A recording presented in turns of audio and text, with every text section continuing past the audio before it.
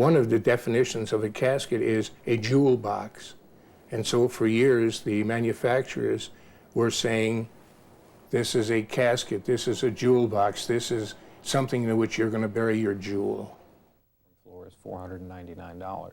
A few weeks before Diane's death, 2 of her 4 daughters met with the funeral directors to make the pre-arrangements, including casket and vault selection. The least expensive vault that I have available is $275, and the most expensive vault that I have available is $5,315. That's total solid bronze. However, no one that I've ever served has ever picked that item. I think that's for presidents and popes. I'm going to use this as an example because this is a steel protective casket. Now, when I say protective casket, basically there are 2 different types of caskets. There are what is termed a protective casket, which is a sealing casket. It has a rubber gasket between the base and the lid and a latching mechanism, and then it's undercoated on the inside, primed on the outside. Most of the wooden caskets that are provided today are non-protective caskets. This is an eggshell crepe interior.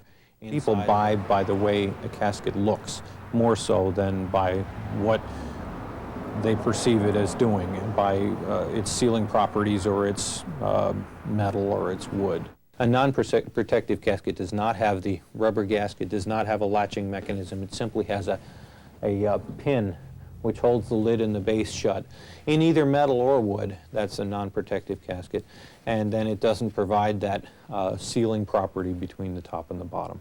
It's done in a light blue velvet interior, and then the outside is done in what they call ice blue. Copper is the most protective casket I have available, copper being a non-corrosive, non-rusting type of material. Then this is done in a deep blue metal flake with a silver shading, and then it has the leatherette swing bar handles. The entire unit is made of solid bronze. The interior is exactly the same as the cherry you see next to it. It has the roping and the base and the lid, and then the corners are done in a barber pole design. The least expensive vault is called a grave liner, and I don't have a model of a grave liner, but the next up from a grave liner is made very similarly to a grave liner. This is a solid pour concrete base. The grave liner is done in 1.5 inch thick concrete, and then there are holes in the base, and the lid is flat and simply rests on top. And that is $275. Then the first true ceiling vault is what they call a Monticello. It's a 3-inch reinforced concrete vault lined with Strentex, or a dark brown plastic material, in the base and the lid. And then the base and lid are tongue and groove sealed together with an epoxy.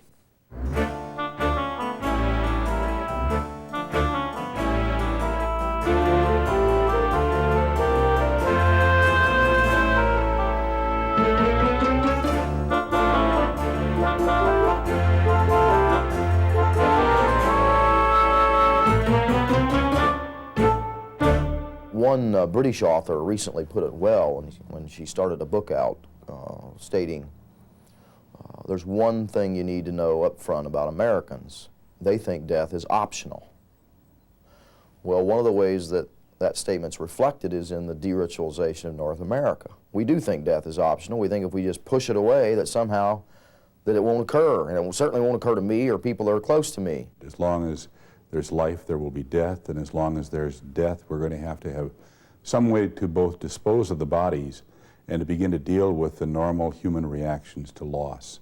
That's what the funeral is all about. Some families are what I would term very under-ritualized, that they don't even get together for dinner at night the way we historically did. You used to all come together at 6 o'clock and you were there. Now it isn't unusual that in a family of 5 or 6 people, they eat at 4 or 5 or 6 different times during the evening. I think you can look at the changes in the ways that families celebrate or gather together at other significant family times and use that as kind of a predictor of what they're going to do when another significant family occasion occurs, which is the death of someone. And I look upon the funeral as providing tremendous opportunity for us to pause in our rush through life and to fix on one of the absolutes of our existence. That's death. But it's also life. And it's the balance, the interchange between the two, with all the attendant ceremony, ritual that's come down through the ages that for me is the beauty that's found in funeral. Grief is the thoughts and feelings inside when someone dies. Mourning is the shared social response, or grief gone public. One way that we facilitate or make easier your ability to take what's inside and share it outwardly is bringing you together in a social group through using funeral ceremony and saying this is an appropriate place for you to be able to express your grief. If you want to, you should be able to even keen. Keening is an Eastern concept, making loud, visceral, guttural noises. But in our culture, we've got it reversed. If I go up the casket, I touch the body, and I yell and scream, people will go, my God, he's out of control. But if you're a good German like me and you stand over here to the side of the room and you stand up straight and keep your coat buttoned, people go, isn't Alan holding up well? A lot of people try to pretend that they're unaffected by a death, but I, as a psychiatrist, know much better than that. And those who pretend or try and surmount or transcend the feelings of grief usually show up with problems they need to discuss 20, 30 years later. One major function of coming together in a social group at a time of death is to begin to acknowledge we're embracing a new reality, a transition that we're now in as a group of people who've known someone who was alive, who's now dead. That need is more critically important, of course, the more sudden a death. Not that it isn't still important, even if we've anticipated the death. But the sad reality that I witness, however, is that the more sudden the death in contemporary society, the more people are discouraging people from having authentic funeral ceremony, perhaps saying it'll be easier and better if you don't have one. The funeral is a way of bringing home to us clearly over an extended period of time the fact that the death has really occurred, that everyone we love is going to die, and that we too are going to die. And the pain is not so much from seeing a person dead as it is from living with the realization that everything that lives will die. Gladstone once said, paraphrasing him, if you want to know about the advancement of a culture, look at what they do when someone dies.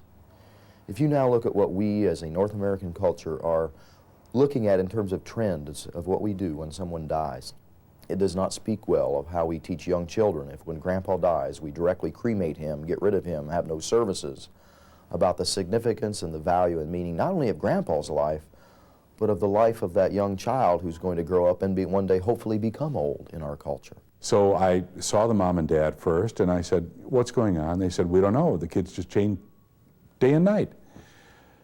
And I said, okay, you go sit in the waiting room, and I brought the little boy in, and I said, hi, I'm Dr. Lammers, and I'm here to talk with you. Is it okay we talk about stuff? I hear you're having a problem in school. Is that right? He said, yep.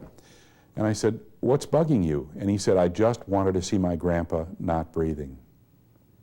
And I said, tell me about your grandpa. And he said, well, my grandpa used to babysit me, and my grandpa got sick and he died, and I wanted to go to the funeral, but my parents said I was too young. I had to stay home with my baby sister and the babysitter. And I said, why did you want to go to the funeral? He said, well, I wanted to see my grandpa not breathing. And I said, what do you mean, not breathing? And he said, well, we had a game we played. I used to make a sandwich for him, and he'd make one for me. And now they say he's under the hill out there near Petaluma. And if he's breathing, he's hungry, and I've got to feed him.